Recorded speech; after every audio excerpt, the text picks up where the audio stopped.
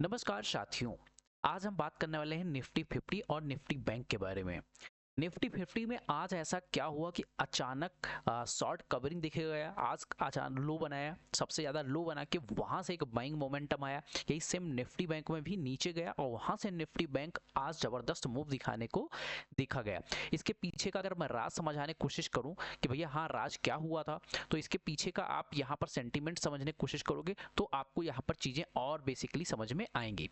इसमें जो main contribute आज करने वाले स्टॉक थे उसमें से चाहे ये पावर ग्रिड हो लगभग 5% के आसपास, क्वाइल इंडिया हो लगभग 3.5% के आसपास, एचडीएफसी बैंक ये जो 2.42 के आसपास, एक्सिस बैंक भी लगभग 2% के आसपास, यही एसबीआई बैंक भी लगभग 2% के आसपास का मोमेंटम दिखाया है, जो निफ्टी और निफ्टी बैंक को ऊपर ले जाने की कोशिश किया है।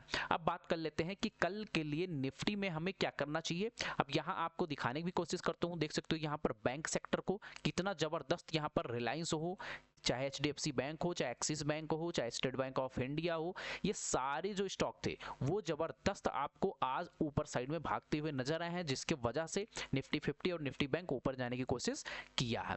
अब हम डिटेल में यहाँ एनालिसिस करने की कोशिश करते हैं कि कौन कौन से ऐसे स्टॉक हैं, कैसे सेल के बारे में सोचना चाहिए। देखो ये रहा निफ्टी चार्ट। मैंने कल ही स्पेशली बता दिया था कि यहाँ पर एक राउंडिंग बॉटम पैटर्न बनाया है, ये जो गैप रखा था, ठीक है, इस गैप को हो सकता है मार्केट फिल करने आए। मार्केट आया यहाँ पर, आज अचानक मार्केट ओपन होता है इसी के आसपास, ठीक है। यहीं से अचानक ये बाइंग लगभग 2% के 2.25% के आसपास अचानक बाइंग क्यों आई? क्योंकि लगातार इन्वेस्टर जो सोच रहे थे कि हाँ भाई मार्केट लोअर लो का लोअर हाई का फॉर्मेशन चल रहा था, अचानक मार्केट यहाँ तक आता है, जो था इसमें लगातार सेलिंग देखने को मिल गई थी ऑलरेडी, ठीक है। तो जिसके वजह से यहाँ पर ओवरसोल्ड भी पोजीशन बन गया था, लगातार 3-4 दिनों से सेलिंग कंटिन्यू हो रही है। दूसरी चीज़ क्या है, एक पॉजिटिव न्यूज आई है, जो ये आई है कि हाँ ईरान और अमेरिका के बीच जो बात हुआ है, ईरान ने बोला है अगर न्यूक्लियर वेपन के साथ हमें डील बात करने चाहते हैं तो वो अगर बात करते हैं तो हम इनके साथ टाई अप करने के लिए रेडी हैं। तो ये चीज़ें, ये भी न्यूज निकल के आई हैं, जिसकी वजह से आज मार्केट भागते हुए नजर आया है। कल के लिए हमें करना चाहिए, सिंपल लॉजिक समझने की कोशिश कीजिए। कल के लिए हमें सिंपल ही है 25,730 के ऊपर, ये 25,680 600 का 25,700 से लेकर 740 के बीच में ग्रीन कैंडल बनाए, इसके ऊपर क्लोजिंग करता है तो 25,700 25,800 25,900 इसके ऊपर सस्टेन कर गया तो 26,000 का भी लेवल आपको देखने को मिल सकता है। सेकंड कंडीशन क्या है, यहीं पर अगर रेड कैंडल का फॉर्मेशन कर जाए निफ्टी 50, तो निफ्टी 50 अगर रेड कैंडल का फॉर्मेशन करता है तो यहाँ से आपको एक नीचे साइड में 25,600 25,550 फिर ये 25,500 का भी लेवल अगेन रीटेस्ट करते हुए नजर आ सकता है। बड़ा गैप अप ओपन हो गया तो मैं यहाँ पर वेट करूंगा इसके आसपास जाए, यहाँ रेड कैंडल का फॉर्मेशन करेगा, देन हम सेल के बारे में निफ्टी 50 को सेल के बारे में सोचेंगे, या गैप डाउन कंडीशन हो गया गैप कंडीशन में तब भी हम डिसाइड करेंगे मार्केट करना क्या है। प्राइस एक्शन के अनुसार ही हम बात करने वाले हैं, जबरदस्ती का हम ट्रेड नहीं करेंगे, चाहे निफ्टी 50 हो या निफ्टी बैंक हो। अब बात कर लेते हैं निफ्टी बैंक के बारे में। निफ्टी बैंक के बारे में तो भैया आज ऑल टाइम हाई आप निफ्टी बैंक लगाते हुए दिख गया है। एक दिन के अंदर जो लगभग कई दिनों से मार्केट में खेला हो रहा था, एक दिन ही पूरा सारा पलट दिया गेम।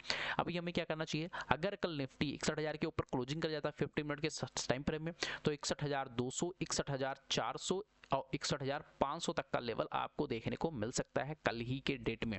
बट याद रखना 61,200 हो गया, 61,300 हो गया, 61,400 हो गया, 61,500 हो गया, ये साइकोलॉजिकल पॉइंट होते हैं। मेन इंपॉर्टेंट है 61,500 का, यहाँ सबसे ज़्यादा इंपॉर्टेंट लेवल रहेगा। बट ये जो 100 लास्ट में होता है साइकोलॉजिकल पॉइंट होता है, उसको ध्यान में रखिएगा।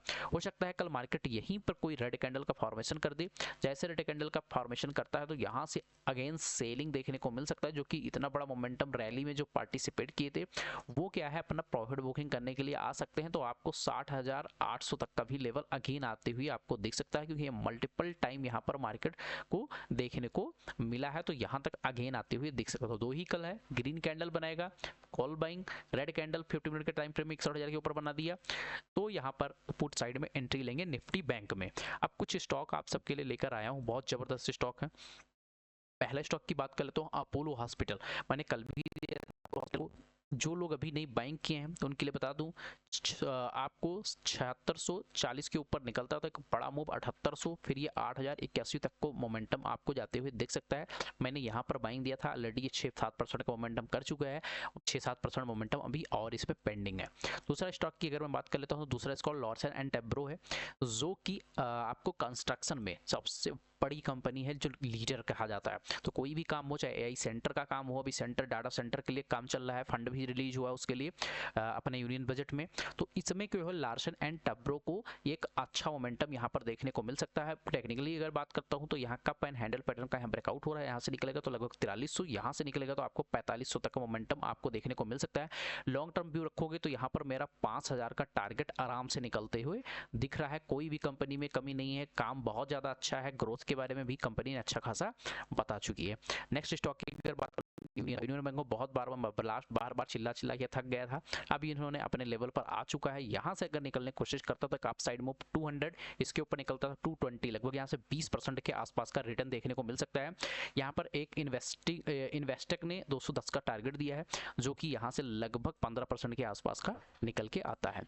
फोर्थ स्टॉक की अगर बात कर लूँ तो यहाँ लोढ़ा डेवलपर्स का है, ये जो है रियल एस्टेट का कंपनी का काम करता है। यहाँ पर देखने को लॉन्ग टाइम फ्रेम में अगर समझने की कोशिश करता हूँ तो एक बहुत अच्छा ट्रेंड लाइन का फॉर्मेशन करते हुए आ रहा है। यहाँ पर बार बार जो है क्या हुआ है, ट्रेंड लाइन को जैसे पहुँचता है वहाँ से एक रिजेक्शन देखने को मिलता है, मतलब यहाँ पर सेलर एक्टिवेट हो जाते हैं। अभी ग्रीन कैंडल के बाद इनसाइड कैंडलस्टिक पैटर्न बना चुका है वीकली टाइम फ्रेम में। डेली टाइम फ्रेम में अगर बात करें तो यहाँ भी इनसाइड कैंडलस्टिक पैटर्न बना के 15 मूविंग एवरेज का सपोर्ट लेके अभी एक अच्छा सा ग्रीन कैंडल बना दिया, मतलब अप गया, यहाँ से मार्केट नीचे आया। अभी ये निकलने की कोशिश करता है राउंडिंग बॉटम में, तो 1103 के ऊपर निकलता तो 1150 पहला टारगेट, दूसरा 1200, तीसरा 1250, इसके ऊपर निकलता था upside move also possible for big target. तो इसको भी ध्यान में रखिएगा। मेरा नेक्स्ट स्टॉक जो लास्ट स्टॉक है वो है इंडस टावर का। इंडस टावर का इसलिए लेकर आ रहा हूँ कि जो वीकली टाइम फ्रेम में बहुत अच्छा अभी एक जोन में फंसा हुआ था, इसी जोन में मार्केट बहुत टाइम से ये लगभग इसी टाइम फ्रेम के आसपास जा रहा है। अभी ये ब्रेकआउट करता है, वीकली टाइम फ्रेम में क्लोजिंग करता है, मतलब 2024 से 2025 एक रेंज रहा, 26 इसके लिए हो सकता है एक अच्छा मोमेंटम आपको देखने को मिले। लॉन्ग शॉर्ट टर्म की टारगेट की बात करूँ तो 500, इसके ऊपर निकलेगा तो 530, 550, और लॉन्ग टर्म की बात करूँ तो ये जो जितना मूव कर रहा है 500, तो यहाँ से लगभग 3 और 2 500 के आसपास है, तो 5-2 700 तक का मोमेंटम, 800 तक का भी जाते हुए ये आपको दिख जाए तो घबराने वाली चीजें नहीं है। भारतीय एयरटेल ने इस पे लगभग मान के चलो 32.73 लाख शेयर जो किए हैं एक्वायर किए हैं, तो भारतीय एयरटेल भी इस पे एंट्री कर रहा है। तो ये आपको चीजें समझने हैं, तो इस स्टॉक को आप अपने रडार में जरूर रखिएगा। अगर वीडियो अच्छी लगी हो लाइक शेयर सब्सक्राइब करना ना भूलें।